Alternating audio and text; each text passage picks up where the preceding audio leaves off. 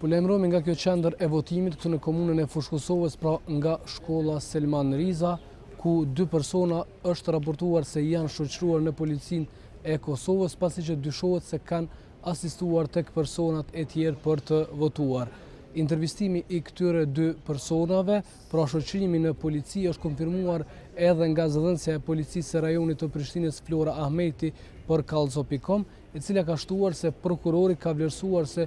nuk ka vepër penale ndaj 2 këta personat, pra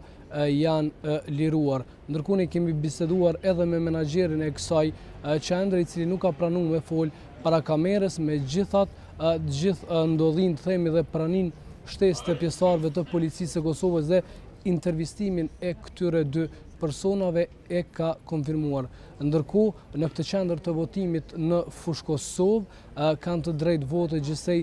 13.000 persona, ndërkohë nga të dhënat e Komisionit Qendror të Zgjedhjeve, deri më tani të drejtën për të votuar e kanë ushtruar rreth 3.000 persona.